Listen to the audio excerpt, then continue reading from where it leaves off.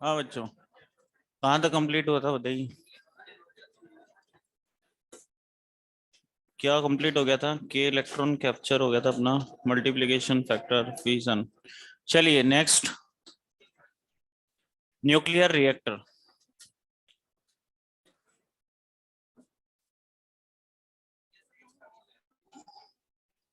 Nuclear reactor, और nuclear reactor के हम यूज लेते हैं बच्चों के इज इक्वल टू 1। ये एसी किसने बंद किया?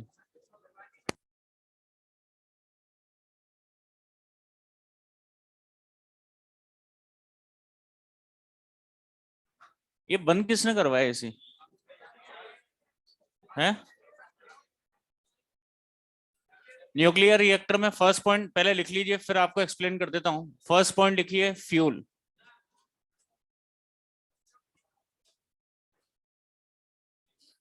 फर्स्ट पॉइंट लिखिए फ्यूल। फ्यूल में लिखिए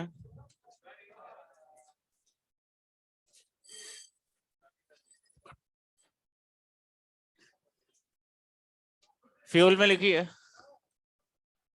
यूरेनियम 92 235 U3O8 एंड प्लूटोनियम 94 239। भैया एसी का रिमोट लेके आना यार। Next point, moderator.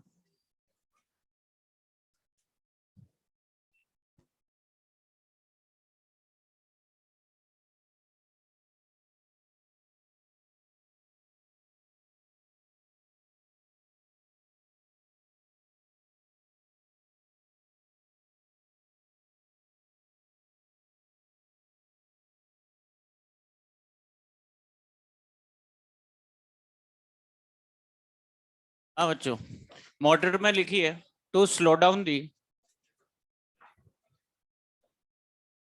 To slow down the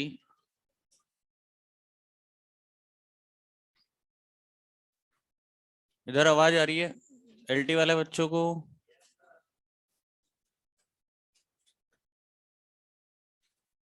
to slow down the fast moving neutrons. इसमें लिखिए to slow down the fast moving neutrons. To slow down the fast moving neutrons. Example लिखिए। Example है water,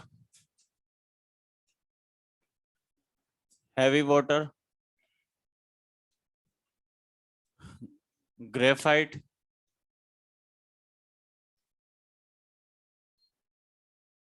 and beryllium oxide. लिख लीजिए, अभी सब explain करते हैं आपको। Next, control rods. Control rods में लिखिए for absorption of neutrons.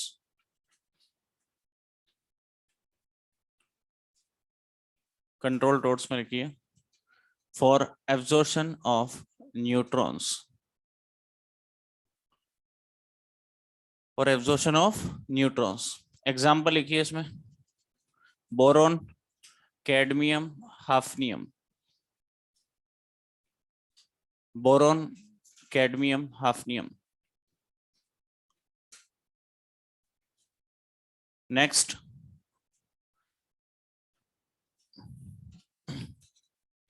Next लिखिए कूलेंट। नेक्स्ट है कूलेंट। इसमें लिखिए water at high pressure. Water at high pressure sometimes liquid sodium is also used. Water at high pressure, sometimes liquid sodium is also used.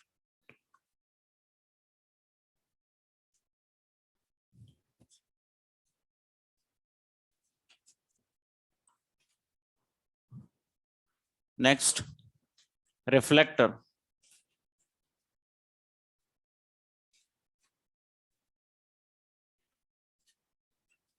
Reflector में लिखिए protect us from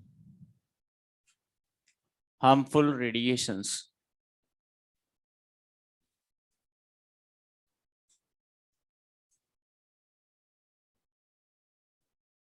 Protect us from harmful radiations. इसके बाद ये diagram बना लीजिए.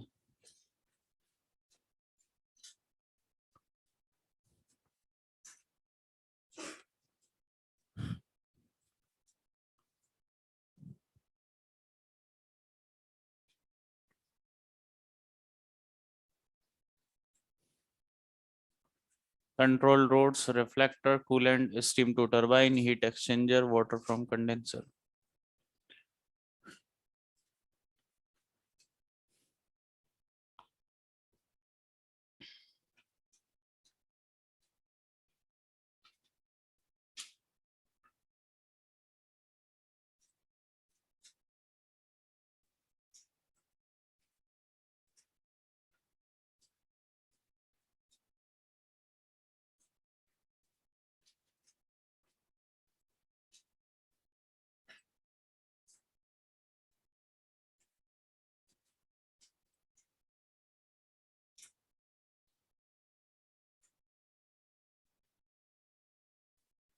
हो गया.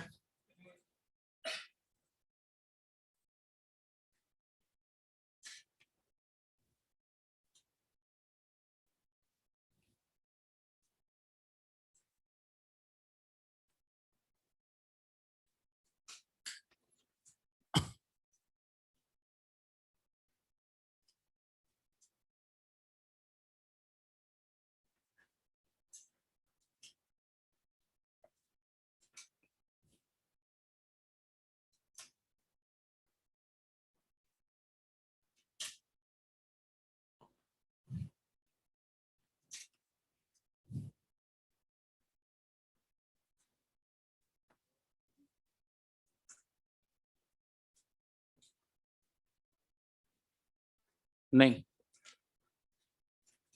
हाँ बच्चों, हो गया डायग्राम. अब समझिए ध्यान से, पूरा कंसंट्रेशन इधर देखिए. कौन सा? नहीं बनाना, वो समझाने के लिए. ठीक है.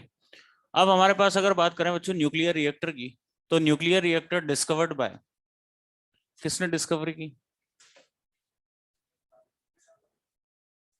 न्यूक्लियर रिएक्टर डिस्कवर्ड बाय, तो लिख लीजिए एनरिको फर्मी.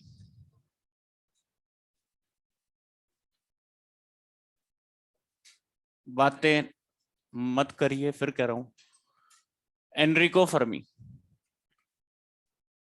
अब देखिए सबसे पहले हमारे पास ये जो बच्चों कोर वाला पोर्शन है ना, इस कोर में फ्यूल का कंबशन किया जाता है, यहाँ फ्यूजन करवाया जाता है. ये एक फर्नेस का काम करता है. पूरा पोर्शन जो है इस कोर में हमारे पास अगर बात करें तो इस कोर में न्यूक्लियर फ्यूल हमारे पास यूज किया जाता है.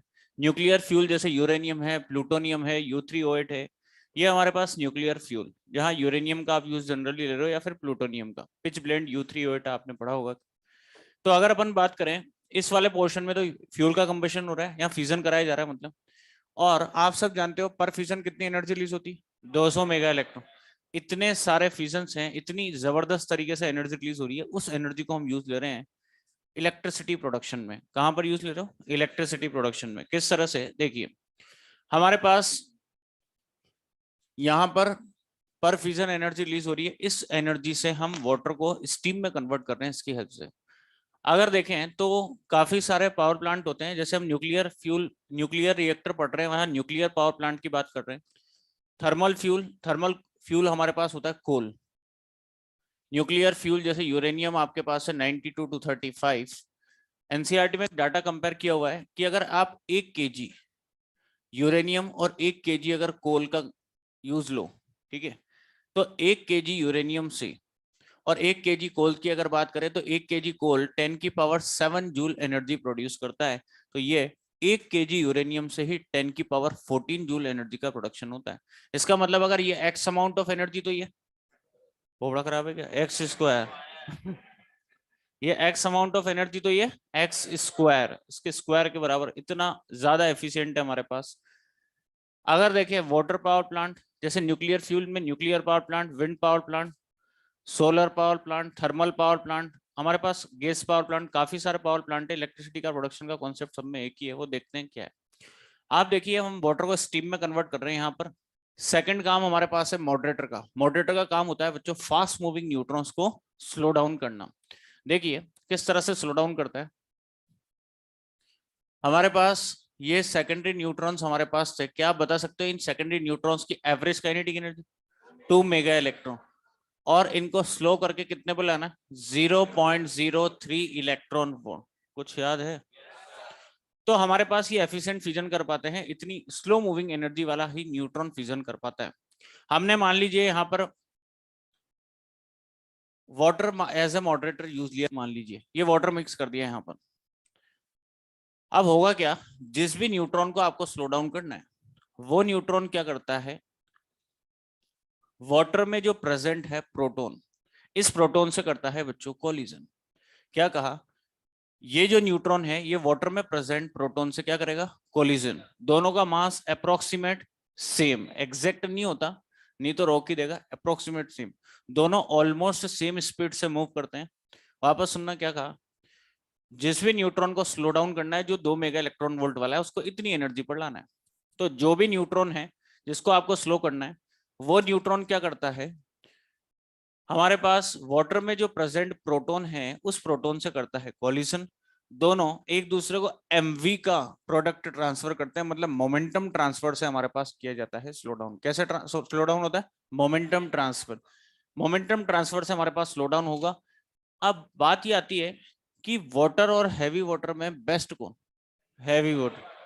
हैवी वाटर बेस्ट इसलिए होता है क्योंकि हैवी वाटर की न्यूट्रॉन को एब्जॉर्ब करने की जो कैपेबिलिटी होती है, न्यूट्रॉन एब्जॉर्प्शन कैपेबिलिटी, वो वाटर के कंपैरिजन में कम होती है। सुनना वापस सुनना क्या कहा, हैवी वाटर की न्यूट्रॉन एब्जॉर्प्शन कैपेबिलिटी कम होती है compare to heavy water. Water heavy water की कम होती है कंपेयर टू वाटर। अगर हैवी वाटर की बात करें तो हैवी वाटर क्या करता है, न्यूट्रॉन जिसको आपने स्लो डाउन कर दिया है अप्रोक्स इतनी एनर्जी पर आप लेके आ गए हो। अब हैवी वाटर्स को स्लो एब्जॉर्ब करके इससे कम स्पीड नहीं करता। पर वाटर में क्या होता है, एब्जॉर्प्शन कैपेबिलिटी ज्यादा होती है। वाटर की न्यूट्रॉन को एब्जॉर्ब करने की कैपेबिलिटी ज्यादा होती है। वो मोमेंटम ट्रांसफर के बाद इतनी एनर्जी के बाद भी उसको एब्जॉर्ब करके उसकी स्पीड इससे भी कम कर सकता है थोड़ी। तो हमारे पास इसीलिए हैवी वाटर बेस्ट मॉडरेटर माना गया है कंपेयर टू वाटर। तो ध्यान रखें क्यों, क्योंकि हैवी वाटर की न्यूट्रॉन एब्जॉर्प्शन कैपेबिलिटी वाटर के कंपैरिजन में कम होती है। अब बात करते हैं कंट्रोल रोड्स की।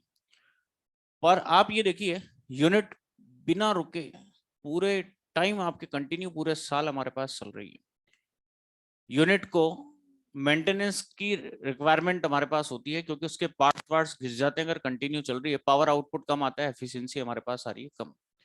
तो इसके लिए हम क्या करते हैं, कंट्रोल रोड्स का यूज लेते हैं। इनको सेफ्टी रोड्स के नाम से भी जाना जाता है। इनका यूज लिया जाता है हमारे पास फर्नेस में, जैसे बोरोन कैडमियम या हाफनियम की यूज लेते हैं। यहाँ पर ये न्यूट्रॉन के एब्जॉर्प्शन का काम करती है। तो हम क्या करते हैं, फर्नेस जो भी हमारे पास पोर्शन है उस फर्नेस में हम इन रोड्स को इंसर्ट करते हैं। वो क्या करते हैं, न्यूट्रॉन को एब्जॉर्ब करते हैं और रोड्स को वापस बाहर निकाल लेते हैं। इससे क्या होगा, सिस्टम में न्यूट्रॉन का हो गया लॉस, क्योंकि न्यूट्रॉन्स उस रोड्स के थ्रू बाहर निकाल लिए गए। और अगर न्यूट्रॉन का लॉस हमारे पास यहाँ पर हो गया तो चेन रिएक्शन जो भी चल रही होगी वो क्या हो जाएगी, stop. Chain reaction stop, power production हमारे पास बंद हो जाएगा। हमने रिएक्शन इसको कंट्रोल कर लिया, जो इलेक्ट्रिसिटी का प्रोडक्शन हमारे पास हो रहा था कंट्रोल रोड्स के थ्रू। पर अब ये देखिए हम वाटर को किसमें कन्वर्ट कर रहे हैं बच्चों, स्टीम। वाटर को बना रहे हैं हम स्टीम। तो अगर वाटर स्टीम में कन्वर्ट हमारे पास हो रहा है, उस स्टीम को हम क्या करते हैं, पाइप्स के थ्रू टरबाइन तक पहुंचा देते हैं। स्टीम को कहां पहुंचा दिया, टरबाइन। ये आपके ब्लॉक डायग्राम जो दे रखा है वो एनसीईआरटी का ही ब्लॉक डायग्राम है, इसीलिए अपन इसकी बात कर रहे हैं। कोई भी क्वेश्चन पूछा जाएगा अगर आपके तो इसी से पूछा जाएगा, नहीं तो एक्चुअल जो डायग्राम हमारे पास होता है इलेक्ट्रिसिटी प्रोडक्शन का वो थोड़ा सा बहुत डिफरेंट और टिपिकल डायग्राम होते हैं। तो स्टीम को हमने पहुंचा दिया बच्चों टरबाइन तक। अब टरबाइन का क्या खेल है, जो भी स्टीम आपके बनी है वो हम इनकी ब्लेड्स पर गिराते हैं। टरबाइन की किस पर गिराते हैं, ब्लेड्स। इस पर स्टीम गिराई जाती है और इससे हम क्या करते हैं, टरबाइन को रोटेट। टरबाइन रोटेट होगा तो शाफ्ट मूव होगा और शाफ्ट के थ्रू कौन चलेगा, जनरेटर। और जनरेटर अगर स्टार्ट हो गया तो इसमें दो वाइंडिंग्स होती है, स्टेटरी वाइंडिंग और रोटेटरी वाइंडिंग। अगर आप इसको टच करके देखोगे तो आपको पता पड़ेगा इलेक्ट्रिसिटी बन रही है नहीं बन रही। तो हमारे पास अगर बात करें कंट्रोल रोड्स का, मैंने आपको बता दिया। ठीक है, कूलेंट की बात करते हैं, है ना। इलेक्ट्रिसिटी का प्रोडक्शन बेसिक ये है कि जनरेटर स्टार्ट करना है टरबाइन के थ्रू, टरबाइन मूव करवाना है। जहां पर वाटर एक्सेस में होता है, जैसे जहां डैम वैम है, वहां पर हम क्या करते हैं, डायरेक्ट इसकी ब्लेड्स पर वाटर गिराते हैं, वाटर गिरा के टरबाइन मूव करवाते हैं, टरबाइन के थ्रू जनरेटर स्टार्ट करते हैं हमारे पास इलेक्ट्रिसिटी के प्रोडक्शन के लिए। या फिर विंड पावर प्लांट में विंड के थ्रू हमारे पास बड़ी बड़ी विंड मिल्स होती है, वहां पर आपने देखा होगा कहीं ना कहीं विंड, गुजरात में, है ना, गुजरात है, जैसलमेर है, यहाँ पर काफी जगह विंड मिल के थ्रू हमारे पास टरबाइन स्टार्ट करके इलेक्ट्रिसिटी का प्रोडक्शन किया जा रहा है। तो अब बात करते हैं, ये तो हमारे पास एक बेसिक प्रोसीजर है इलेक्ट्रिसिटी प्रोडक्शन का। वाटर को स्टीम में कन्वर्ट किया जा रहा है, उस स्टीम से टरबाइन मूव किया जा रहा है, वो न्यूक्लियर पावर प्लांट में भी ऐसा किया जाता है। और अगर अपन बात करें थर्मल पावर प्लांट, वहां भी आपके पास सेम प्रोसेस होता है, वहां भी वाटर को स्टीम में कन्वर्ट करके और स्टीम से टरबाइन मूव किया जा रहा है। कूलेंट पर फ्यूजन इतनी ज्यादा एनर्जी रिलीज हो रही होगी, इतना, अगर पर फ्यूजन एनर्जी काफी रिलीज हो रही है तो हमारे पास सिस्टम वार्म अप हो जाएगा। एक फ्यूजन में 200 मेगा इलेक्ट्रॉन वोल्ट, इतने सारे फ्यूजन हो रहे होंगे, इतनी ज्यादा अमाउंट ऑफ एनर्जी रिलीज हो रही है कि सिस्टम वार्म अप हो जाएगा। इसकी कूलिंग के लिए हम क्या करते हैं, जो वाटर कंप्लीट स्टीम नहीं बन पाया, हीट एक्सचेंजर जो हमारे पास है, यहाँ पर हमने कंडेंसर यूज लिया है जो इसको कंप्रेस करके वाटर को, देखो एक इंटरमीडिएट स्टेज में रहेगा वाटर कि ना तो स्टीम बन पाया ना वाटर रह पाया, तो फिर उसको कंप्रेस करके वापस हम उसको वाटर में कन्वर्ट करते हैं और उसी वाटर को पाइप्स के थ्रू पूरे सिस्टम में सर्कुलेट करते हैं एज अ कूलेंट की फॉर्म में। अगर फिर भी ज्यादा रिक्वायरमेंट है तो लिक्विड सोडियम भी उसमें मिक्स कर देते हैं हम यहाँ पर एज अ कूलेंट की फॉर्म में। तो कूलेंट रिक्वायरमेंट है सिस्टम की, नहीं तो वार्म अप हो जाएगा बहुत ज्यादा। ये कूलेंट का काम करता है वाटर एट हाई प्रेशर, मतलब जितना ज्यादा प्रेशर होगा उतना ज्यादा आपके पानी ठंडा रहेगा। नेक्स्ट हमारे पास है बच्चों रिफ्लेक्टर।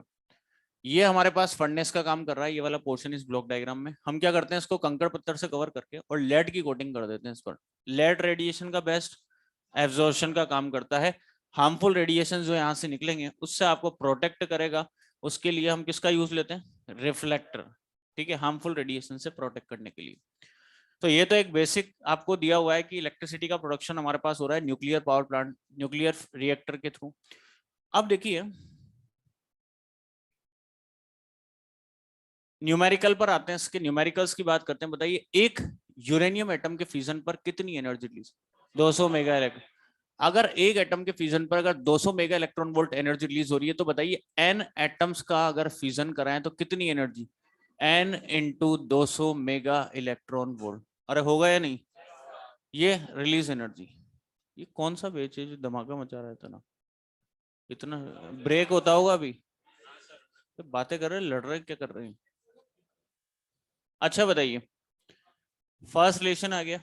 अच्छा मैं अगर दोनों तरफ टी का डिवाइड लगाऊं तो energy per unit time power बराबर N by T into 200 mega electron volt. अब ध्यान से देखना, हमारे पास पावर आपको दी जाएगी या तो वॉट, किलोवाट या फिर मेगावाट, वॉट किलोवाट या मेगावाट। वॉट मतलब जूल पर सेकंड, अगर ये जूल में तो फिर इसको भी किस में कन्वर्ट, जूल में। तो हर क्वेश्चन में आपको इसमें जूल में कन्वर्ट करना पड़ेगा। कैसे करोगे, 200 के बाद लगाना मल्टीप्लाई, मेगा मतलब 10 की पावर 6 इंटू 1.6 इंटू 10 की पावर -19 जूल। और नेक्स्ट रिलेशन हमारे पास आता है, आपको मैंने एन बताया था, एन क्या होता है, N A by M W into M, कुछ याद है, N by T into 200 mega electron volt, ये हमारे पास आ जाएगा रिलेशन। तो ये आप देखिए पावर हमारे पास एक रिलेशन ही हो गया। अब इन तीन रिलेशन को कैसे यूज लेते हैं, किस तरह से इस पे क्वेश्चन पूछे जाते हैं, कुछ क्वेश्चंस तो पहले मैं आपको प्रैक्टिस कराता हूँ कि किस कौन सा रिलेशन कब यूज होगा, ठीक है। उसके बाद फिर मैं आपको कुछ क्वेश्चंस भी कराता हूँ कि फ्यूजन पर किस तरह के क्वेश्चंस पूछे जा सकते हैं, पूछे जाएंगे। तो पहले तो आपको ये बताना है इनमें से कौन सा फॉर्मूला यूज होगा। मैं कुछ क्वेश्चंस पूछ रहा हूँ, देखिए आप बताना कि कौन सा यूज होगा फर्स्ट सेकंड थर्ड में से, ठीक है। ये फॉर्मूले लिखिए,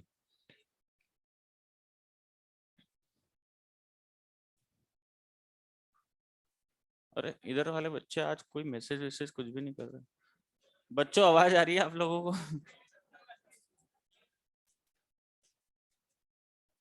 इधर वाले एलटी वाले बच्चों आवाज आ रही है आप लोगों को, वेरी गुड, बहुत बढ़िया।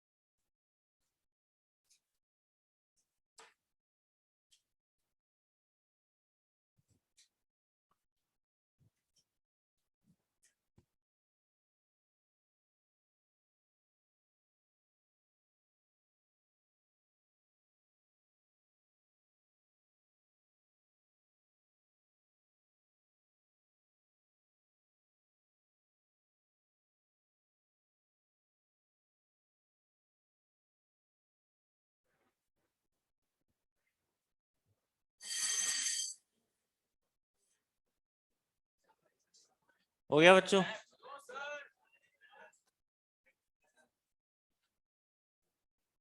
अब मैं आपसे कुछ क्वेश्चन पूछता हूँ, उसके जवाब देना आप लोग।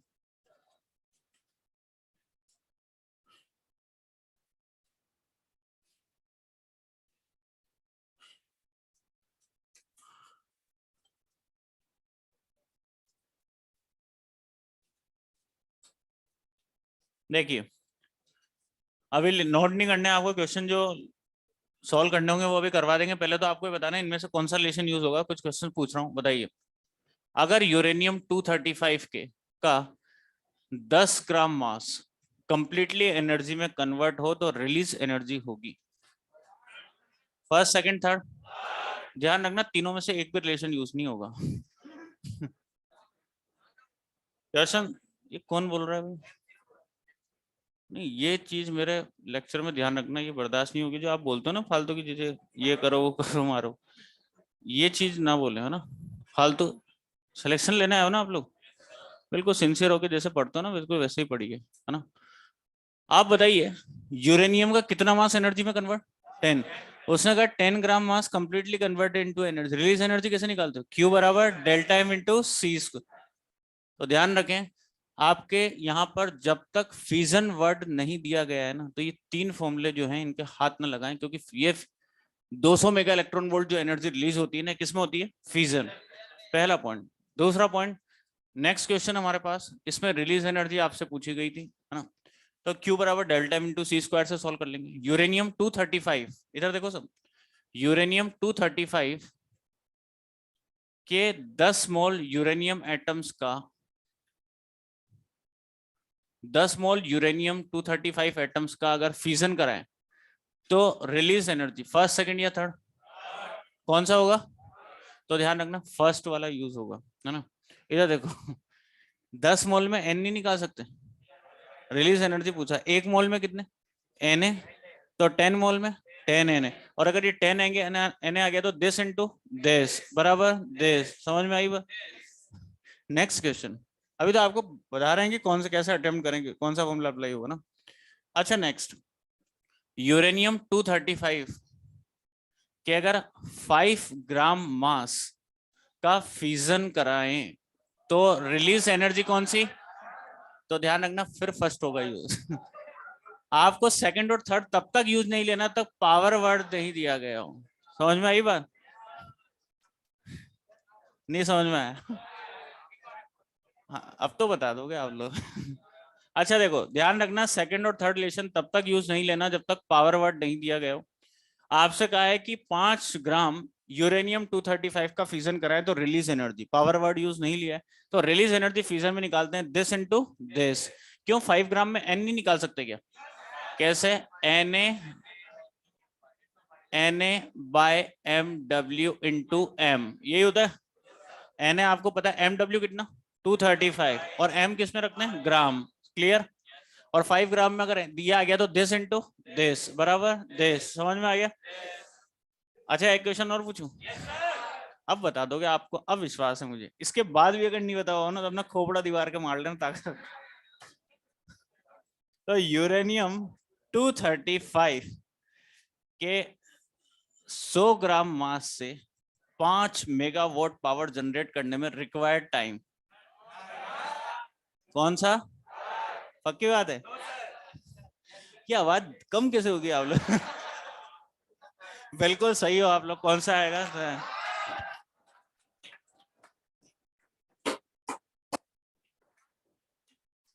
बिहार तक नहीं पहुंचा, नहीं आवाज। चलिए, तो आपको ये समझ में आ गया कौन सा रिलेशन कब यूज लेगा। मैं कुछ बेसिक क्वेश्चंस आपसे कराता हूँ, दो क्वेश्चंस कराता हूँ स्टैंडर्ड, जिस तरह के पूछे जा सकते हैं। पहला क्वेश्चन लिखिए, किस में? नहीं, यहाँ फ्यूजन बोला जाएगा आपसे ना।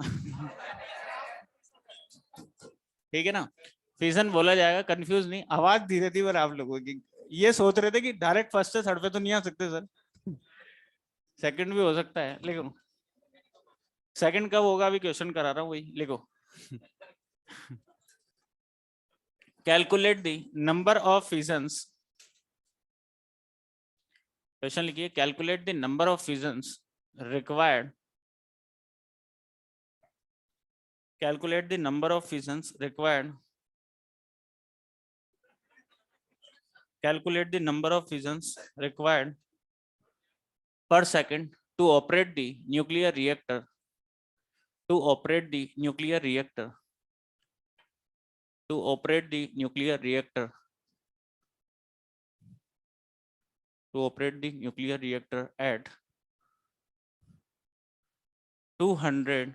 Sorry, at 1 kilowatt 1 kilowatt power supply. 1 kilowatt power supply. To operate the nuclear reactor at 1 kilowatt power supply. इनका इतना बड़ा ब्रेक होता है क्या बच्चों का?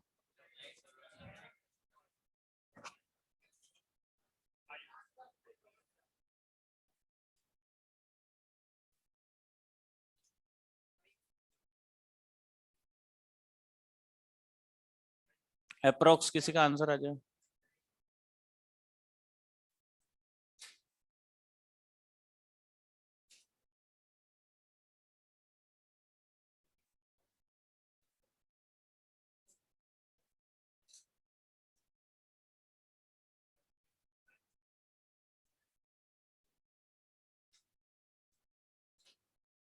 आया क्या आंसर?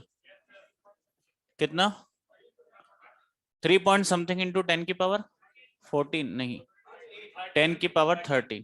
3 पॉइंट समथिंग इंटू 10 की पावर 13. Very good. यूनिट का ध्यान रखें बच्चों. नंबर ऑफ कौन सा रिलेशन यूज ले रहे हो? Second. Very good. n by T into 200 mega electron. आपको n बाई टी निकालना है. पावर कितनी दे रखी है? 1 किलोवाट मतलब 10 की पावर 3. वॉट मतलब जूल पर सेकंड. ये जूल में तो इसको भी जूल में. मेगा मतलब 10 की पावर 6 और 1 इलेक्ट्रॉन वोल्ट में 1.6 इंटू 10 की पावर -19. यहाँ से सॉल्व करके n बाई टी निकाल लेना और ये आ जाएगा अप्रोक्स 3.125 इंटू 10 की पावर 13 फ्यूजन्स पर सेकंड. फ्यूजन्स पर second.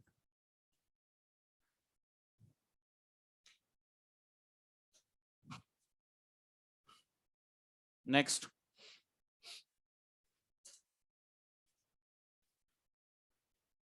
assuming that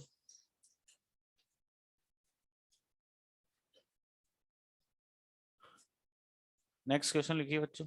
assuming that. Very good. LT वाले बच्चों बहुत बढ़िया. assuming that about 200 mega electron volt. Next question.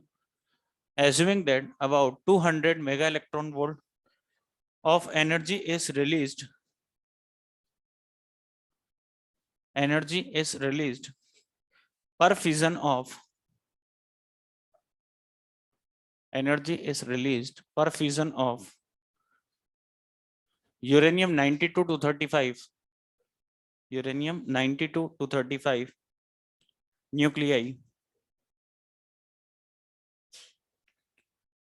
Then the mass of uranium 235. Mass of uranium 235 consumed per day. Consumed per day in a fission reactor. In a fission reactor of power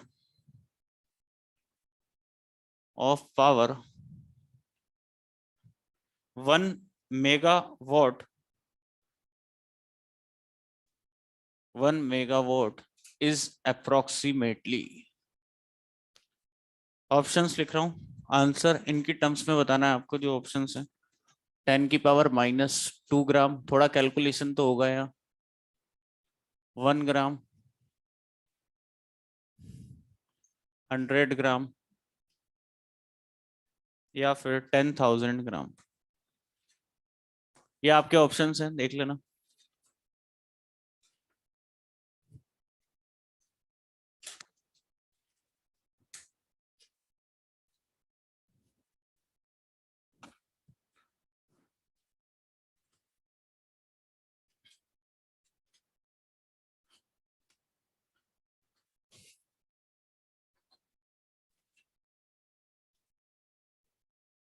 very good बेटा, answer आ गया इधर बच्चे का, बहुत बढ़िया।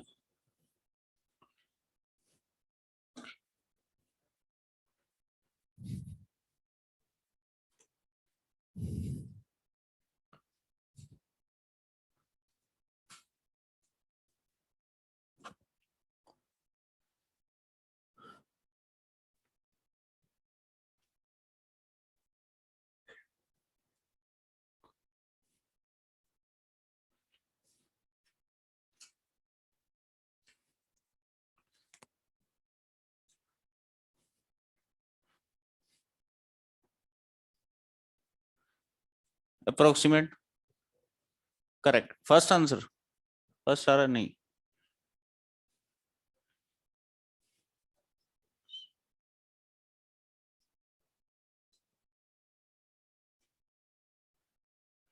Third आ रहा है।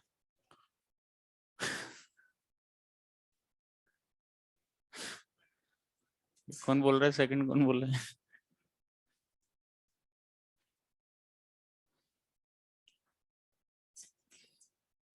कौन सा रिलेशन यूज ले रहे हो?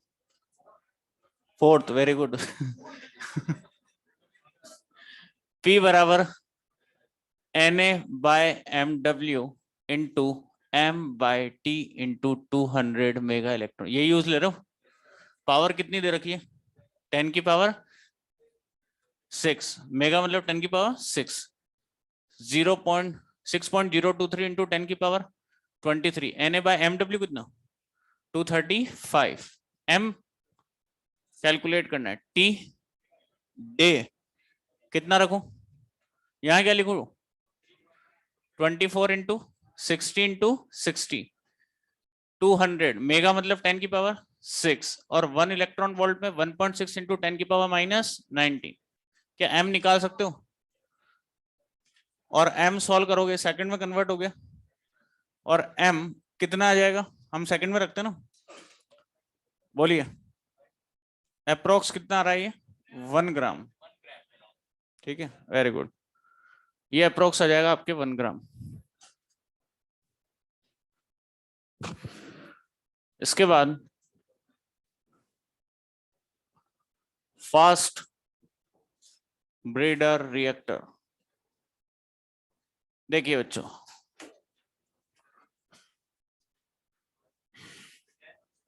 फास्ट ब्रीडर रिएक्टर,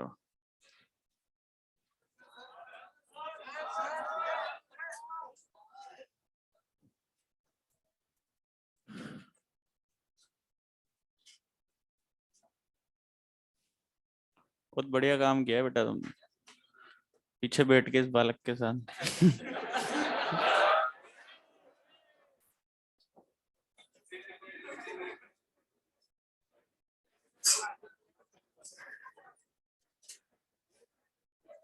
हो गया कंप्लीट?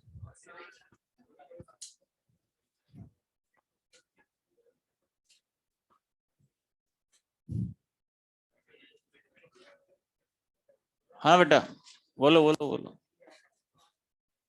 कोई भी समस्या है मुझसे पूछें। नहीं अभी पूछ लो, बाहर नहीं पूछना। वही पूछ रहे हैं। एक सेकंड रुकिए।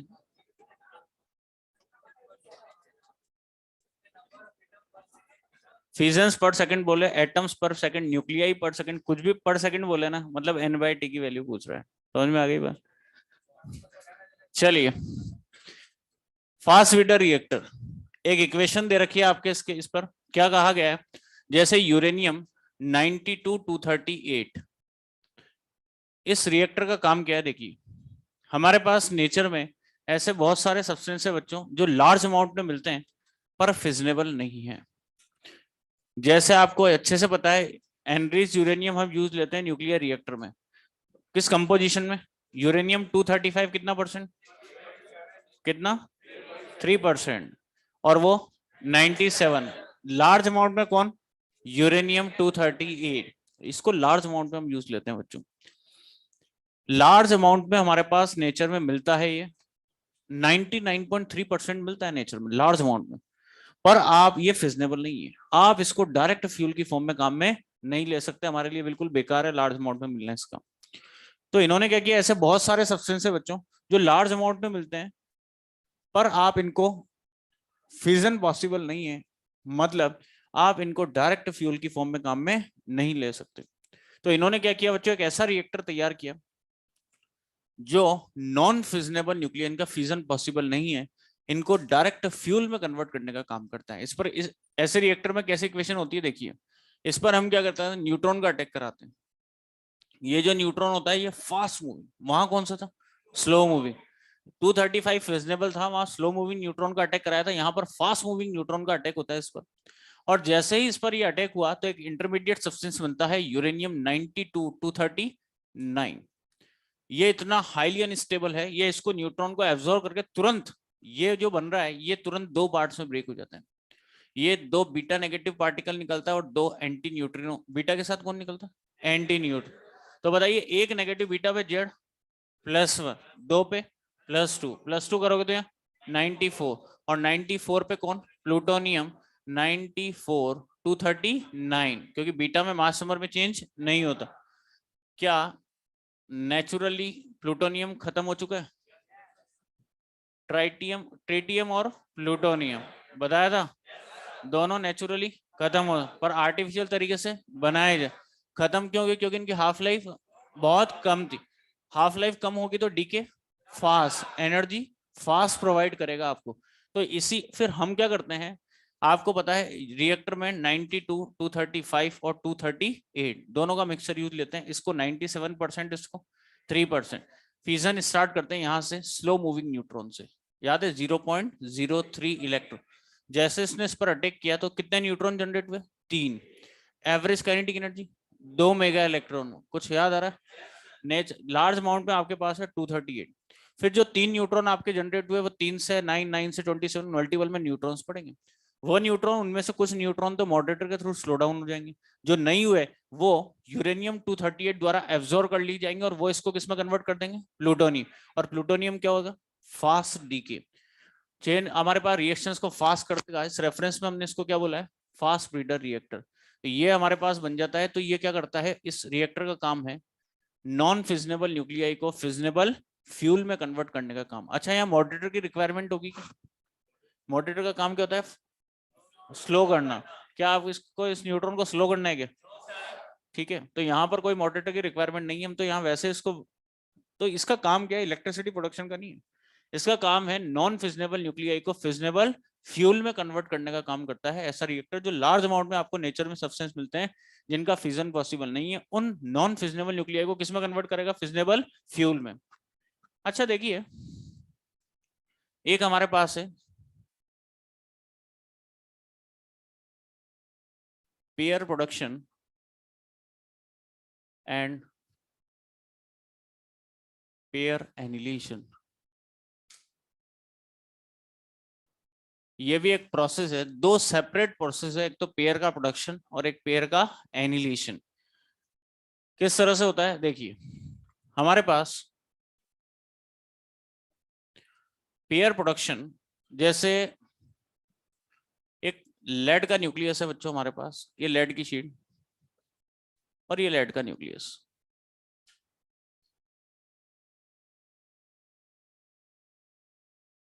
और इस पर इंसिडेंट हुआ गामा फोटोन।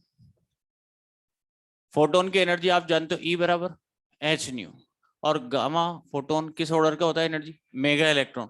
एक्स रेज होती है kilo electron volt, gamma rays mega electron. तो इन्होंने एक चीज ऑब्जर्व करी कि अगर हम किसी न्यूक्लियस पर गामा फोटोन इंसिडेंट कराते हैं तो यहां से एक पेयर का हमारे पास जनरेशन होता है, और वो पेयर था हमारे पास इलेक्ट्रॉन और पॉजिट्रॉन। ध्यान से सुनना क्या कहा, न्यूमेरिकल पूछा जाता है इस पे, तो ध्यान से सुनिए। ये कहा गया कि अगर किसी न्यूक्लियस पर गामा फोटोन इंसिडेंट हुआ तो वहां से एक पेयर का जनरेशन होता है, और वो पेयर है इलेक्ट्रॉन एंड पॉजिट्रॉन। ये इलेक्ट्रॉन और पॉजिट्रॉन ऑर्बिटल इलेक्ट्रॉन्स नहीं है, जो ऑर्बिट में हमारे पास रिवॉल्व होते हैं, ये एटॉमिक ऑर्बिटल इलेक्ट्रॉन्स नहीं है। ये जब न्यूक्लियस में न्यूट्रॉन प्रोटॉन में या प्रोटॉन न्यूट्रॉन में कन्वर्ट होते हैं तो जो बीटा नेगेटिव और बीटा पॉजिटिव पार्टिकल्स निकलते हैं वो बीटा नेगेटिव और पॉजिटिव पार्टिकल्स हमारे पास है, न्यूक्लियस से बाहर निकल रहे हैं, ध्यान ना, एटॉमिक इलेक्ट्रॉन्स नहीं है। तो जब गामा फोटोन हमारे किसी न्यूक्लियस पर इंसिडेंट होता है तो वहां से एक पेयर का जनरेशन हुआ, इलेक्ट्रॉन और पॉजिट्रॉन। ये इलेक्ट्रॉन और पॉजिट्रॉन जो हमारे पास है, क्या आप इनकी रेस्ट मास एनर्जी बता सकते हो? 0, वेरी गुड, 0.51 मेगा इलेक्ट्रॉन, और इसकी भी कितनी है? 0.51 मेगा इलेक्ट्रॉन। यह है इन दोनों की रेस्ट मास एनर्जी। इसका मतलब ये होता है, अगर ये हमारे पास इलेक्ट्रॉन है, ये इलेक्ट्रॉन है, अगर ये इलेक्ट्रॉन गायब हो जाए, मतलब इसका सारा मास 100% मास किस में कन्वर्ट? एनर्जी में, तो हमें कितनी एनर्जी देगा? 0.51 मेगा लगे, इसके रेस्ट मास का इक्विवेलेंस एनर्जी है रेस्ट मास एनर्जी। तो अगर इस इलेक्ट्रॉन का मास 100% एनर्जी में कन्वर्ट हो जाए, गायब हो जाए, सारा मास एनर्जी में कन्वर्ट कर दिया Q बराबर mc स्क्वायर से, तो उसके इक्विवेलेंस इतनी एनर्जी देगा। ये इसके रेस्ट मास का इक्विवेलेंस हमारे पास एनर्जी है। तो अगर अपन बात करें total rest mass energy sphere की कितनी होगी? दिस प्लस दिस, और ये हमारे पास आ जाएगी बच्चों टोटल रेस्ट मास एनर्जी। ये मैं यहां लिख देता हूं E रेस्ट टोटल कितनी होगी दोनों की? दिस प्लस दिस कितनी? 1.02 मेगा इलेक्ट्रॉन वोल्ट। ये इस पेयर की टोटल रेस्ट मास एनर्जी। अब इनका एक ऑब्जर्वेशन था, ऑब्जर्वेशन ये है कि अगर जो फोटोन इंसिडेंट हो रहा है, अगर आपने जो फोटोन गिराया है वो अगर इनकी रेस्ट मास एनर्जी से कम का है तो pair will not produce, pair का प्रोडक्शन नहीं होगा। कब होगा? इन्होंने देखा कि अगर हम जो फोटोन गिरा रहे हैं यहाँ पर न्यूक्लियस पर E बराबर एच न्यू का, वो अगर हमारे इनकी रेस्ट मास एनर्जी के बराबर या ज्यादा का है तो ही पेयर का जनरेशन होता है। तो इस केस में हमारे पास पेयर विल प्रोड्यूस। इस केस में हमारे पास पेयर का जनरेशन होता है जब इंसिडेंट फोटोन की एनर्जी 1.02 मेगा इलेक्ट्रॉन वोल्ट के बराबर या इससे ज्यादा। अच्छा बताइए सर, अगर हम 1 मेगा इलेक्ट्रॉन वोल्ट का फोटोन गिरा रहे हैं, किस एनर्जी का? 1 मेगा इलेक्ट्रॉन, क्या पेयर का जनरेशन होगा? ये एनर्जी इनकी रेस्ट मास एनर्जी से कम है, पेयर का जनरेशन नहीं हो। पर ऐसा तो हो सकता है कि ये एनर्जी इलेक्ट्रॉन या पॉजिट्रॉन में किसी एक की रेस्ट मास एनर्जी से ज्यादा, ये एनर्जी इसमें इससे या इससे किसी एक से तो क्या है? ज्यादा। तो इलेक्ट्रॉन या पॉजिट्रॉन में कोई एक जनरेट हो सकता है या नहीं? हो सकता है या नहीं? क्यों? पेयर ही जनरेट होगा, क्यों? चार्ज कंजर्वेशन के कारण। किसके कारण? Charge conservation. फोटोन का नेट चार्ज कितना? 0, और इस पेयर का भी नेट चार्ज 0। तो चार्ज कंजर्वेशन के कारण हमेशा ध्यान रखना पेयर ही जनरेट हमारे पास होता है। अब ये तो एक सेपरेट प्रोसेस हुई पेयर का प्रोडक्शन, ठीक है। अब बात करते हैं पेयर के एनिलेशन की। अब देखिए एक एग्जांपल से मैं आपको समझाता हूँ इस प्रोसेस को। हमारे पास मान लो एक फोटोन इंसिडेंट हुआ E बराबर 10 मेगा इलेक्ट्रॉन वोल्ट एनर्जी का। एक एग्जांपल बता रहा हूँ, देखिए कितनी एनर्जी का आ रहा है? 10 मेगा इलेक्ट्रॉन वोल्ट का फोटोन इंसिडेंट हुआ।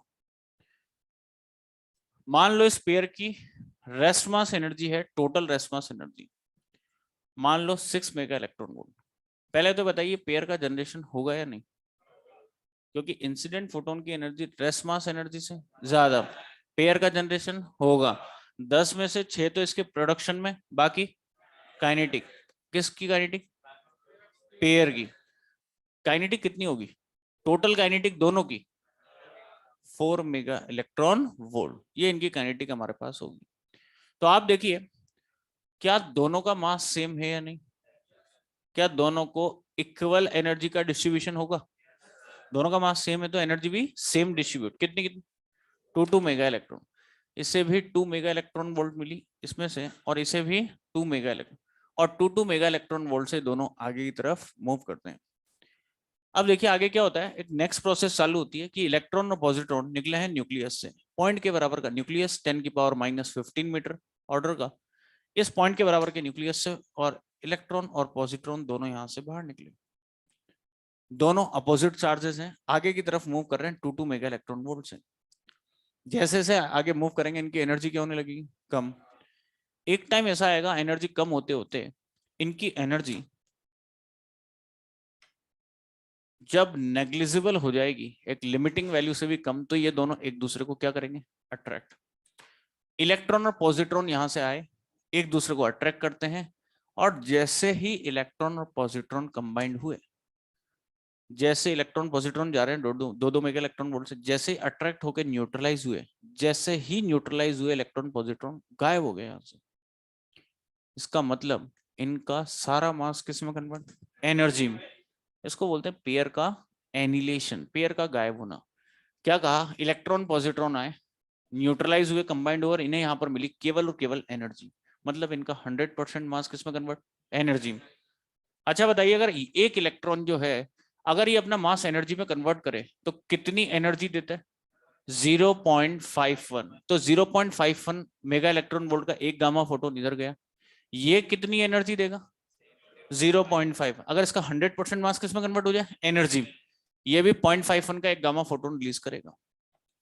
तो हमारे पास अगर बात करें जब गामा, तो हमारे पास 0.51 के दो gamma photon exact opposite direction में गए ताकि मोमेंटम क्या रहे, कंजर्व। सर यहाँ कहाँ मोमेंटम कंजर्व हो रहा, ये तो आपके किसी एंगल पर इंसिडेंट हुए हैं और अपोजिट डायरेक्शन में ये जा रहे हैं। तो देखिए ऐसा नहीं होता कि किसी एंगल पर आकर कंबाइंड होते हैं, ऐसा कुछ प्रोसेस हमारे पास होता है कि इलेक्ट्रॉन और पॉजिट्रॉन दोनों अपोजिट चार्ज इस तरह से अट्रैक्ट होते हैं, किस तरह से, इस तरह से न्यूट्रलाइज हुए, और दो gamma photon exact opposite direction में जाएंगे ताकि मोमेंटम को क्या रखेंगे, कंजर्व, और चार्ज भी क्या रहेगा, कंजर्व। देखो charge, net charge pair annihilation से पहले 0, गामा फोटोन जनरेट हुए बाद में भी चार्ज 0, पेयर एनिलेट हमारे पास हो गया, चार्ज कंजर्व, मोमेंटम भी कंजर्व। अच्छा बताइए, अब न्यूमेरिकल की बात करते हैं, इस पर जो न्यूमेरिकल पूछा जाएगा। आप मुझे बताइए इनकी दोनों की टोटल काइनेटिक एनर्जी कितनी आ रही, 4।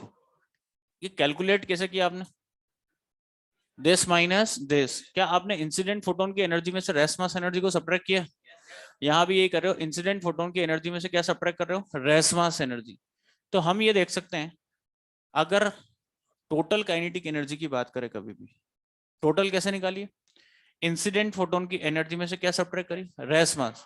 इंसिडेंट फोटोन की एनर्जी कितनी, ई बराबर एच न्यू, और रेस्ट मास कितनी 1.02, एक्चुअल रेस्ट मास एनर्जी होती है 1.02 mega electron volt.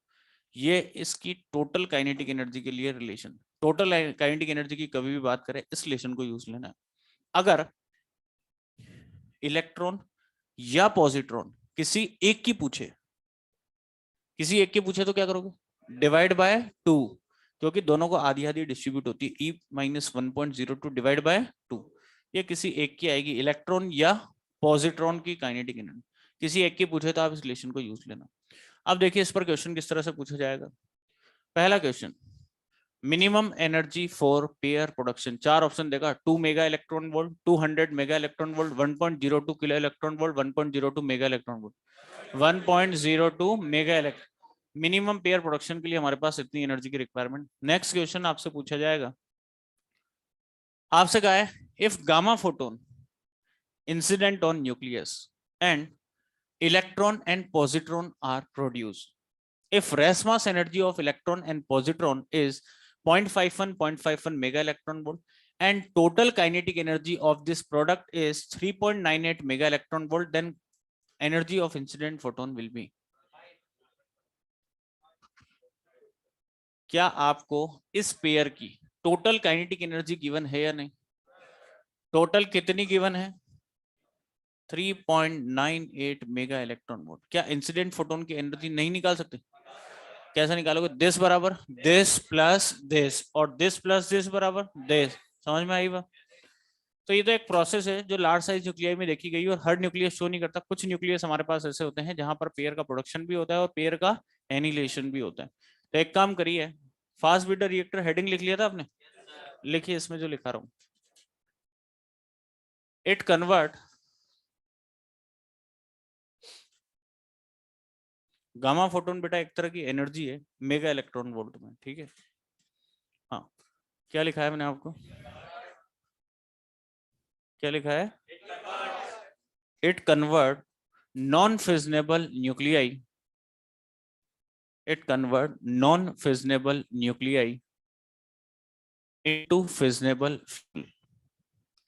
It convert non-fissionable nuclei into fissionable fuel and moderator is not used here, and moderator is not used here. इधर देखिए, ये equation लिख लेना, इसके बाद कहाँ आना है, यहाँ, इस इक्वेशन के बाद इधर आ जाना, ये नोट करने के बाद आपको वापस इधर आना है, ठीक है। समझ में आ गई बात? थोड़ा स्पीड से नोट करना है, समय खराब ना करें।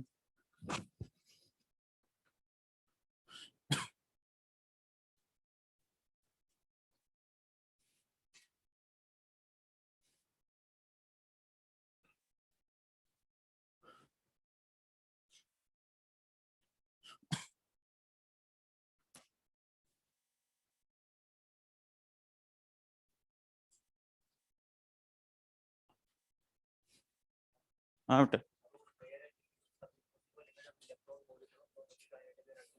बिल्कुल रेस्ट पर आएंगे, इलेक्ट्रॉन परसेंट कंबाइंड हुए तो कहीं ना कहीं रेस्ट पर आए, तभी काइनेटिक जीरो होगी, और फिर सारा का मास एनर्जी में कन्वर्ट होगा। हाँ, जब इनकी काइनेटिक रेस्ट पर आएंगे ना, तभी एनिलेट हो पाएंगे, तो रेस्ट पर आते सारा मास एनर्जी में कन्वर्ट हो गया।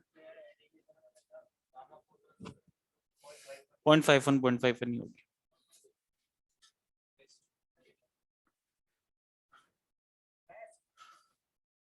बेस्ट इसलिए है क्योंकि इसकी हाफ लाइफ क्या होती है, बहुत कम, decay fast, energy fast provide करेगा, वाटर को स्टीम में कन्वर्ट करेगा फटाफट, हायर एनर्जी प्रोवाइड करेगा हमारे पास यहाँ पर, कम टाइम में ज्यादा एनर्जी प्रोवाइड कर देगा।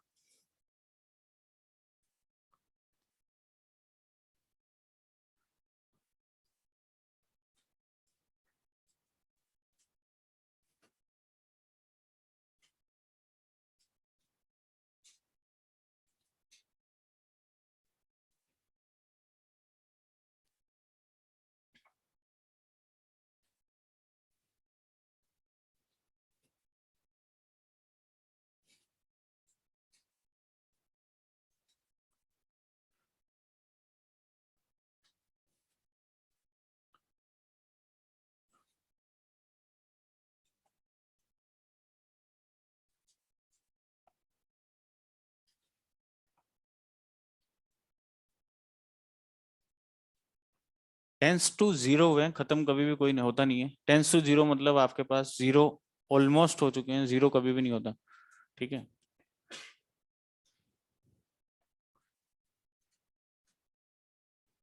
ठीक है,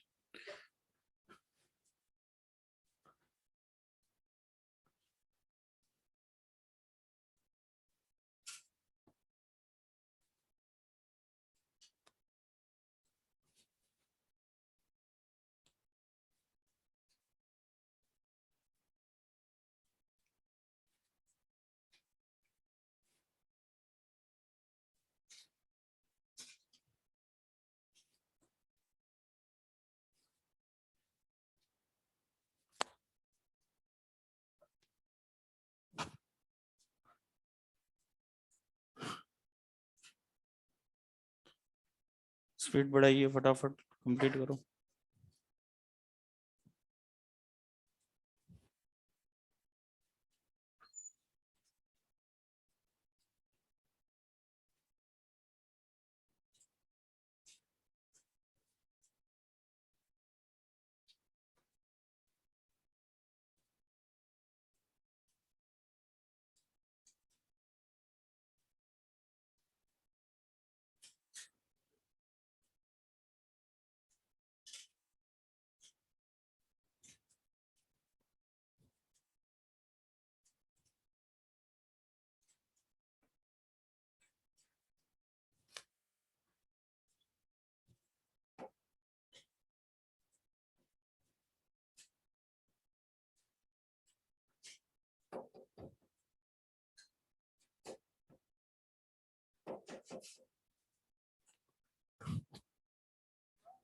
ये क्वेश्चन भी नहीं लिखी गया बच्चों।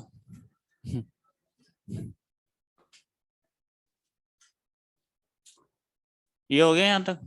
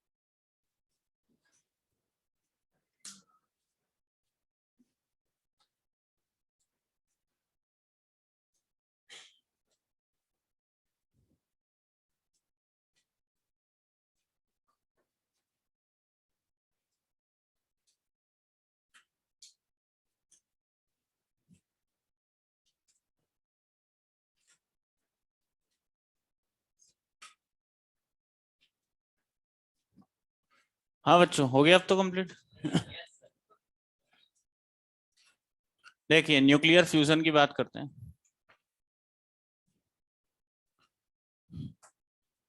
आपको केवल ये जो लास्ट इक्वेशन है काम आएगी, वही आएगी, वो लिखना है आपको। यहाँ पर 4 हाइड्रोजन मिल रहे हैं और हीलियम का फॉर्मेशन हो रहा है, 2 न्यूट्रिनो, 6 गामा फोटॉन्स, और सबसे इंपॉर्टेंट चीज 26.7 मेगा इलेक्ट्रॉन वोल्ट एनर्जी क्या हो रही है, रिलीज। चार्ज बैलेंस करोगे, यहाँ चार्ज हो रहा है 4 2, तो यहाँ पर आपके पास कितना जाएगा, प्लस का 2 इलेक्ट्रॉन्स। ये इक्वेशन लिखना है आपको बस। न्यूक्लियर फ्यूजन में हेडिंग लिखना नहीं, ऊपर ही लिखना है आपको तो। ये तो मैं समझाने के लिए स्पेस छोड़ा। H11 मिलकर H12 प्लस बीटा पॉजिटिव, ये है प्रोटॉन प्रोटॉन साइकिल। हाँ वो सब बाद में, आपको तो इक्वेशन लिखने के लिए बोला है, लिखिए। 0.42 mega electron volt energy, electron positron annihilate हो रहे हैं, 2 gamma photons plus 1.02 mega electron volt.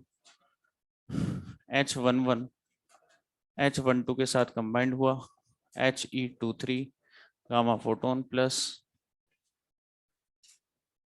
5.49 mega electron volt, और 2323 मिलकर 24 का formation, 2 protons plus 12.86 mega electron volt.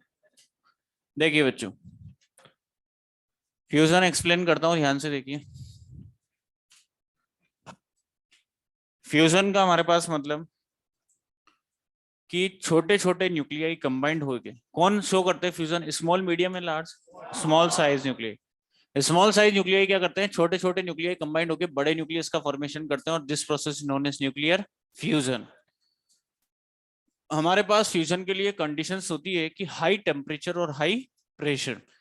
High temperature pressure required होता है फ्यूजन के लिए। सन पर ये सब रिएक्शंस हो रही है, सन पर हाई टेम्परेचर प्रेशर है, वहां पर आपके पास न्यूक्लियर फ्यूजन हो रहा है।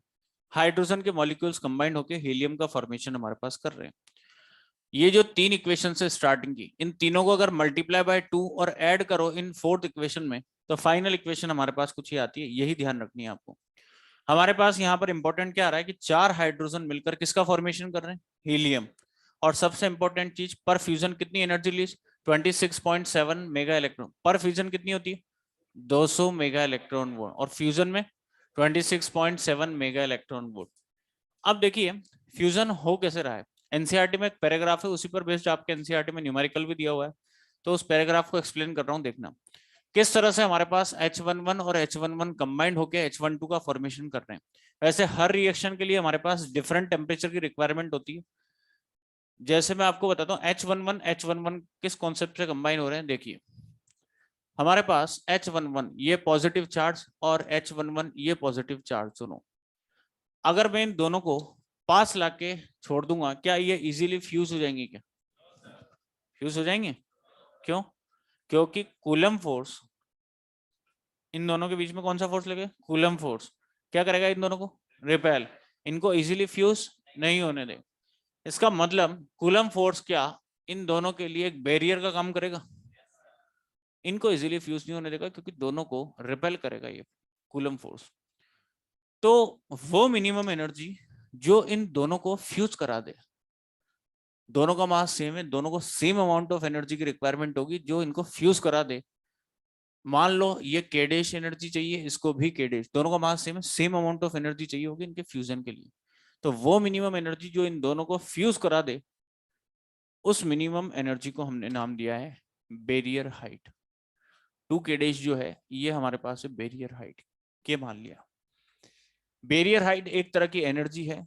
हाइट का मतलब ऐसा मत मानना मीटर वीटर में आएगा, वो electron volt kilo electron volt में हमारे पास होते हैं। तो वो मिनिमम एनर्जी हमारे पास जो इन दोनों को फ्यूज करा दे, उस मिनिमम एनर्जी को हमने क्या नाम दिया है, बैरियर हाइट। अब देखिए इन्हें सन पर ये एनर्जी मिल कहां से रही है, टेम्परेचर से। किससे मिल रही है, टेम्परेचर, थर्मल एनर्जी मिल रही है। तो उस टेम्परेचर के कारण ये फ्यूज हो रहे हैं। और 2 के डैश जैसे से पास आएंगे, इनकी काइनेटिक एनर्जी किस में कन्वर्ट, पोटेंशियल। काइनेटिक किस में कन्वर्ट हो रही है? पोटेंशियल। और पोटेंशियल एनर्जी आप जानते हो के Q1 Q2 बाय R। कितना पास ला सकते हो दोनों को? Distance of closest approach. Order क्या होता है? 10 की पावर -14 मीटर। बताया था। दोनों का चार्ज आपको पता है, के की वैल्यू पता है, और सॉल्व करोगे तो आपके पास ये बैरियर हाइट आती है 400 किलो इलेक्ट्रॉन वोल्ट। तो ध्यान रखें, डायरेक्ट आपके एनसीईआरटी में लिख रहा है for fusion of two protons the minimum value of barrier height is 400। इतनी एनर्जी की रिक्वायरमेंट है दो प्रोटॉन्स के फ्यूजन के लिए।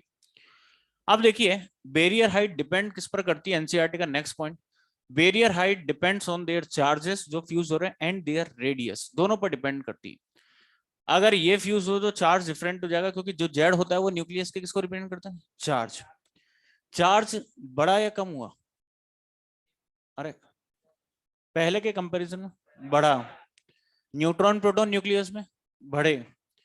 आप देखिए अगर न्यूट्रॉन प्रोटॉन बढ़ेंगे तो न्यूक्लियस का साइज बढ़ेगा, रेडियस भी बढ़ेगा। रेडियस बढ़ेगा तो न्यूक्लियस के अंदर प्रोटॉन्स का नंबर बढ़ेगा, और अगर प्रोटॉन बढ़ेंगे तो चार्ज भी बढ़ेगा, क्योंकि जो प्रोटॉन होते हैं वही किसको रिप्रेजेंट करते हैं? न्यूक्लियस के चार्ज। और अगर चार्ज बढ़ा, जितना ज्यादा ये दोनों चार्ज होंगे ये एक दूसरे को क्या करेंगे? उतना ज्यादा रिपेल। जितना रिपेल करेंगे क्या उतनी ही ज्यादा एनर्जी आपको प्रोवाइड करनी पड़ेगी। इनके फ्यूजन के लिए आपको उतनी ही ज्यादा एनर्जी की रिक्वायरमेंट होगी। तो बैरियर हाइट एक तरह की एनर्जी है, और वो एनर्जी किस पर डिपेंड कर रही है? इनकी रेडियस और इनके चार्ज। समझ में आई बात? जितना ज्यादा रेडियस उतना ज्यादा न्यूक्लियस के अंदर न्यूट्रॉन्स एंड प्रोटॉन्स, जितना ज्यादा रेडियस उतना ज्यादा न्यूट्रॉन एंड प्रोटॉन। जितने ज्यादा प्रोटॉन होंगे उतना ज्यादा एक दूसरे को क्या करेंगे? रिपेल। जितना ज्यादा रिपेल उतनी ही ज्यादा एनर्जी की रिक्वायरमेंट होगी इनके फ्यूजन के लिए। तो ध्यान रखें बैरियर हाइट जो हमारे पास होती है depends on their charges and there radius, दोनों पर डिपेंड करती है, रेडियस और चार्ज पर। अब देखिए इसी कॉन्सेप्ट पर आपके पास ये क्वेश्चन आपके एनसीईआरटी में दिया हुआ है। कहा गया है, क्वेश्चन में कहा गया है calculate barrier height for fusion of two deuterons. Deuteron के फ्यूजन के लिए ईच हैविंग रेडियस 2 फर्मी। तो आप देखिए इसी तरह से सॉल्व कर सकते हो। प्रोटॉन की जगह ड्यूट्रॉन की बात कर रहा है, ये ड्यूट्रॉन्स एक ये मान लीजिए, और एक हमारे पास ये ड्यूट्रॉन्स। दोनों ड्यूट्रॉन H12 इनके फ्यूजन के लिए रिक्वायर्ड एनर्जी आपको निकालनी है। तो आप बताइए कैसे सॉल्व करोगे? दोनों का मास सेम, दोनों को सेम अमाउंट ऑफ एनर्जी की रिक्वायरमेंट होगी। इसको मान लिया K डैश और इसको भी K डैश। बैरियर हाइट कितनी होगी? 2 K डैश। वो मिनिमम एनर्जी जो इन दोनों को क्या कराता है? फ्यूज, उसी को क्या बोलते हैं? Barrier height. तो बैरियर हाइट कितनी? 2 K डैश। और काइनेटिक किसमें कन्वर्ट? पोटेंशियल के Q1 Q2 बाय R। क्या ड्यूट्रॉन का चार्ज प्रोटॉन के बराबर होता है? Q1 Q2 bye R। R क्या होगा? Distance of closest approach. कितना लिखोगे?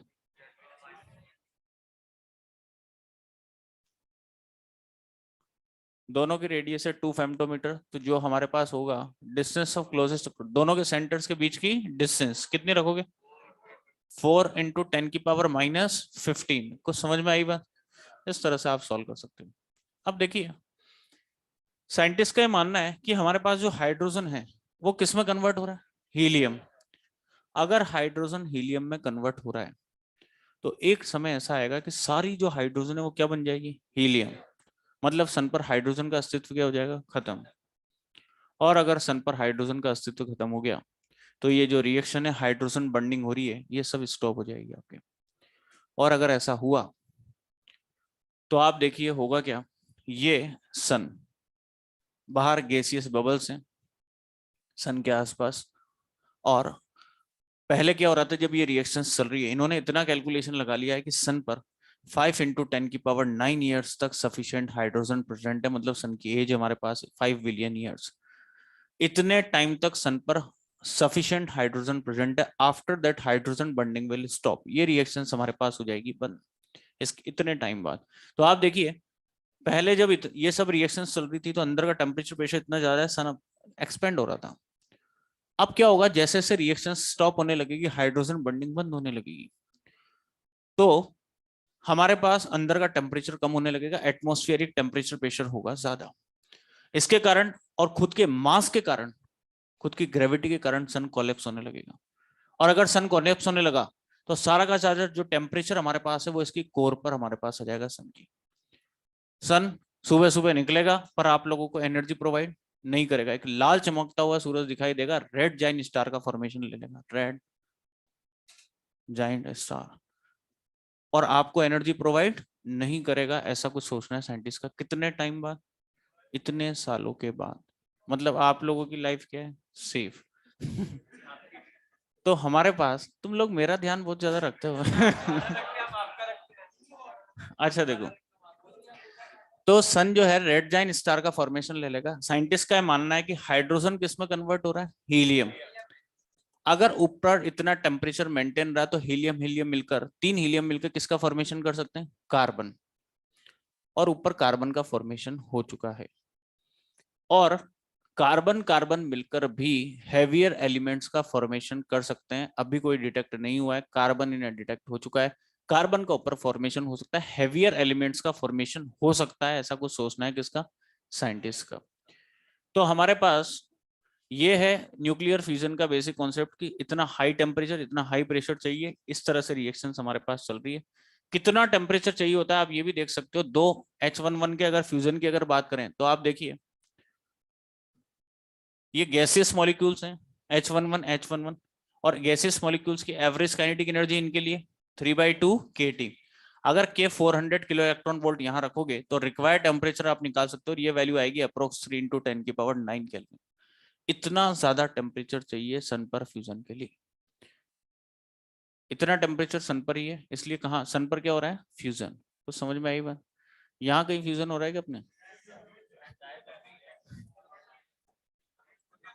पर इतना टेम्परेचर, हर रिएक्शन के लिए डिफरेंट टेम्परेचर चाहिए। हाइड्रोजन बम के लिए इतना टेम्परेचर अगर मेंटेन हो चुका होता ना, तो आपके जो इलेक्ट्रिसिटी का प्रोडक्शन हो रहा है ना, वो इलेक्ट्रिसिटी का प्रोडक्शन फ्यूजन के कॉन्सेप्ट से भी हो रहा है, और लार्ज अमाउंट ऑफ इलेक्ट्रिसिटी का प्रोडक्शन होता है। पर ऐसा कुछ हुआ नहीं अभी तक।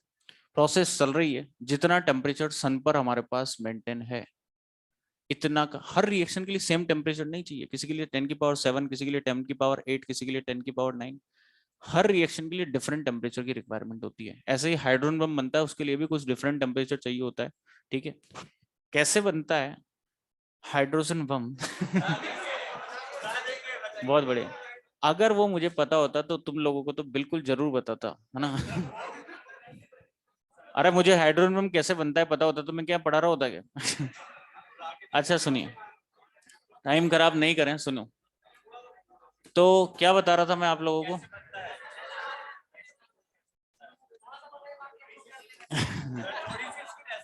अच्छा सुनिए,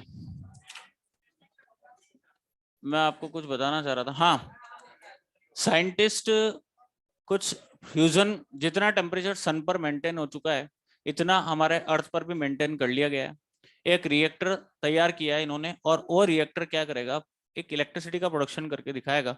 वैसे इनका दावा जो था, फ्रांस की कंपनी ने कुछ ऐसा करके दिखाया था। एनसीईआरटी का लास्ट कवर पेज है, उस पर डायग्राम बना हुआ है।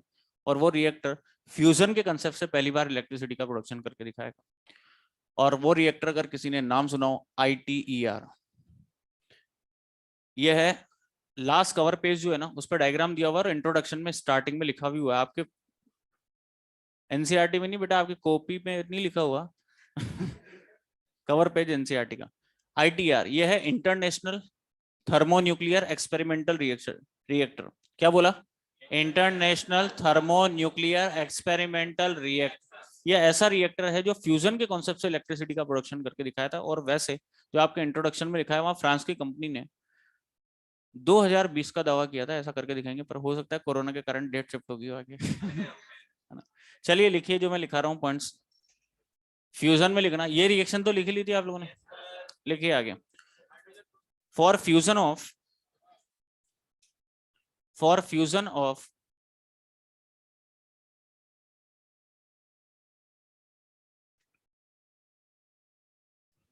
for fusion of two protons for fusion of two protons the minimum value of for fusion of two protons the minimum value of cool barrier height, minimum value of barrier height, minimum value of barrier height is approximately is approx 400 kilo electron volt, approx 400 kilo electron volt, and required temperature is approx 3 into 10 की power 9 Kelvin.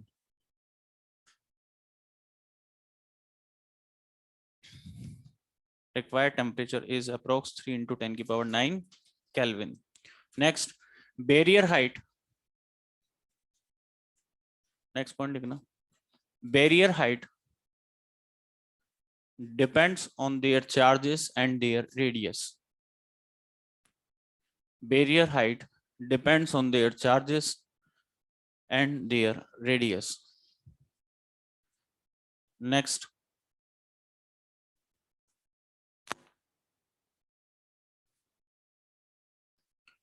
nuclear fusion. Nuclear fusion is the energy source. Nuclear fusion is the energy source for sun and stars. Nuclear fusion is the energy source for sun and stars. Next, hydrogen bomb based on this principle. Hydrogen bomb based on this principle. Hydrogen bomb based on this principle. Next, इधर देखिए, ये लिख लेना ITR, जो पहली बार fusion के concept से electricity का प्रोडक्शन करेगा, तो इसकी फुल फॉर्म लिख लो आईटीआर की, international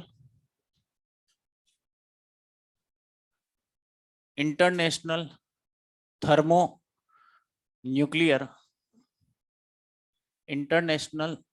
nuclear experimental reactor. International thermonuclear experimental reactor.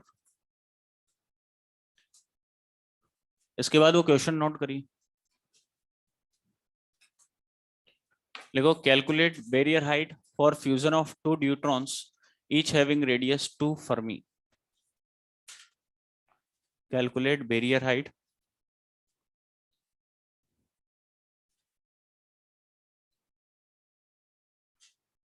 हाँ बिल्कुल मेगा इलेक्ट्रॉन वोल्ट में ही रहेंगे ये भी.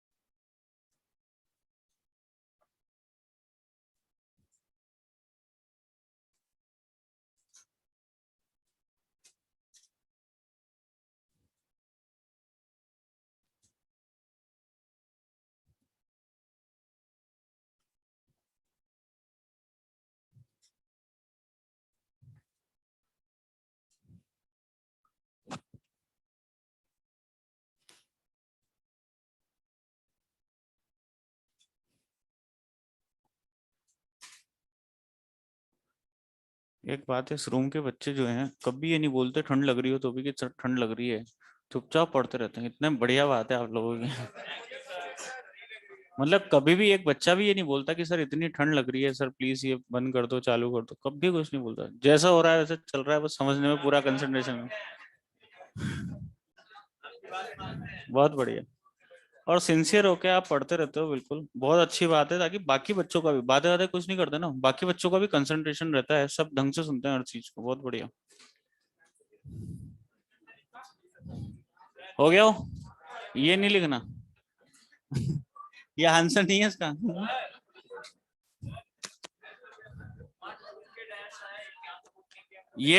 ये है बैरियर हाइट. अब बोलो क्या करो. 4 इंटू 10 की पावर -15 है. आंसर आप सॉल्व करके लाना, बता देना, मैं बता दूंगा आपको, मैच कर लेंगे फिर.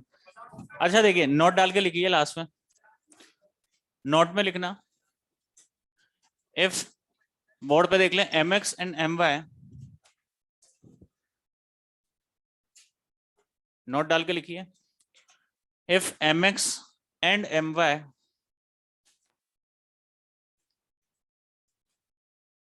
if mx and my is the atomic masses, mx and my is the atomic masses of atom capital X and capital Y, then convert it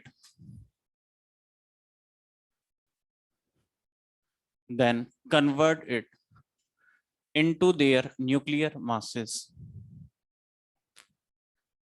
then convert it into their nuclear masses। देखो बच्चों क्या कहा गया, आपके NCERT में 3 4 5 question ऐसे हैं जिसमें एटॉमिक मासेस गिवन है, एक इलिस्ट्रेशन भी उसमें न्यूक्लियाइड के मासेस एटॉमिक मासेस गिवन है।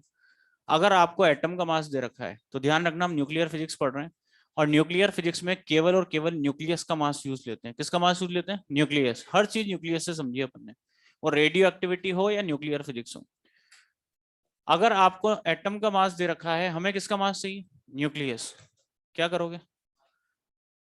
एटम के मास से न्यूक्लियस के मास पे कैसे होगी?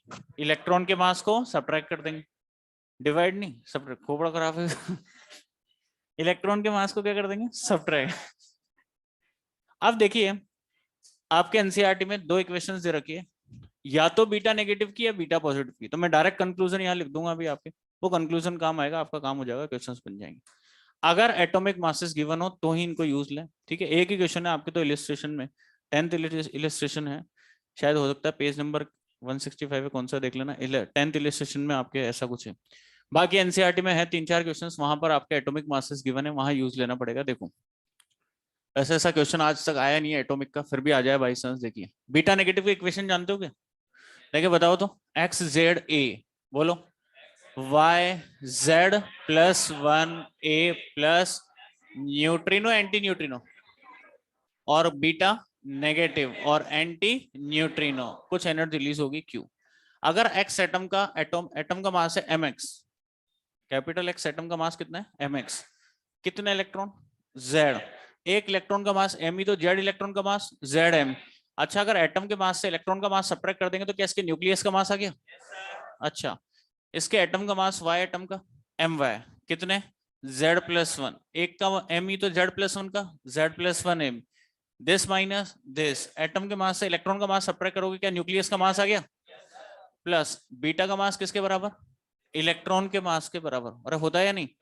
और आप अच्छे से जानते हो initial mass minus final mass, और दिस माइनस दिस बराबर दिस।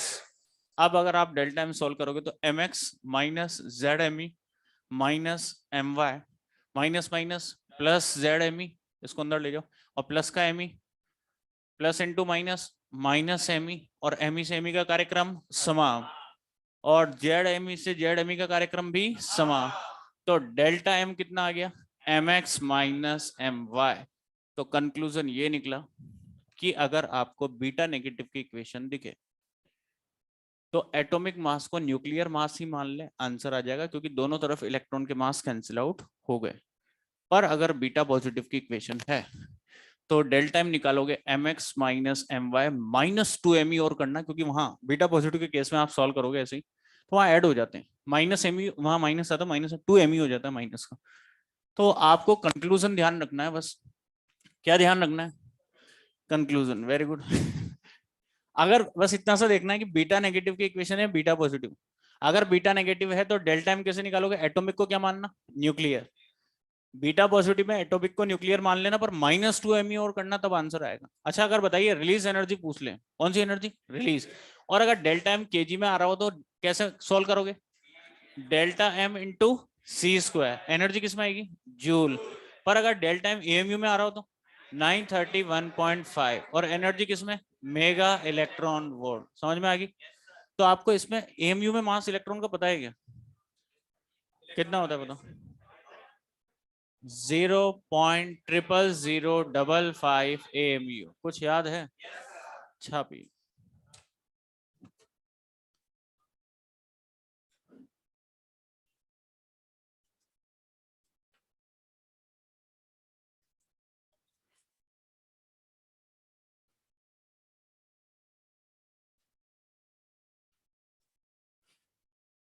ये कंक्लूजन ध्यान रखें, डेल टाइम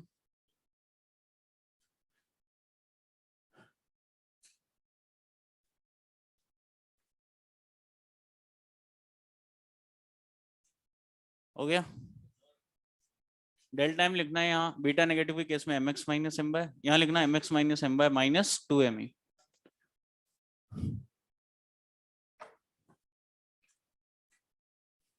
हो गया कंप्लीट।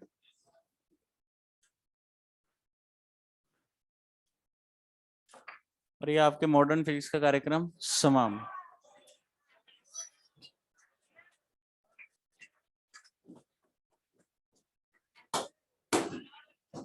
बालक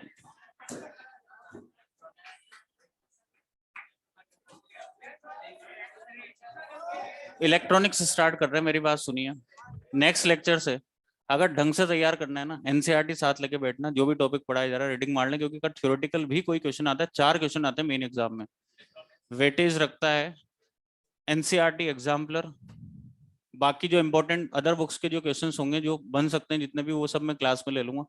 बाकी कम से कम आप एग्जाम्पलर मॉडर्न और सेमी की दोनों की, एनसीईआरटी एग्जाम्पलर, टीचर के क्लास के नोट्स, यहाँ के मॉड्यूल और रेस, ये अपनी कंप्लीट रखें ताकि यहाँ से आपका कोई क्वेश्चन गलत ना हो। जो भी डाउट्स हैं वो पूछ लें। इलेक्ट्रॉनिक्स स्टार्ट करते हैं। देखिए इसमें क्या पढ़ेंगे, स्टार्टिंग कर रहे हैं एनसीईआरटी का फर्स्ट पेज स्टार्ट कर रहा हूँ। देखो इलेक्ट्रॉनिक्स हमारे पास electro plus dynamics. Electro means charge और डायनेमिक्स मतलब इसकी मोशन। बच्चों शांत हो जाइए थोड़ी सी देर, अब सुनिए। यहां पर हम चार्ज की मोशन की स्टडी करेंगे अंडर सर्टेन कंडीशंस।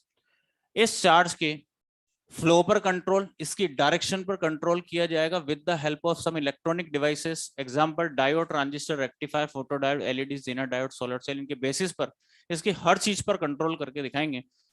अब अगर अपन इलेक्ट्रॉनिक्स की बात करें तो इलेक्ट्रॉनिक्स के हमारे पास 2 पार्ट्स में डिवाइड किया है बच्चों। एक तो हमारे पास है vacuum tube electronics, vacuum tube electronics, और एक हमारे पास होती है सेमीकंडक्टर इलेक्ट्रॉनिक्स।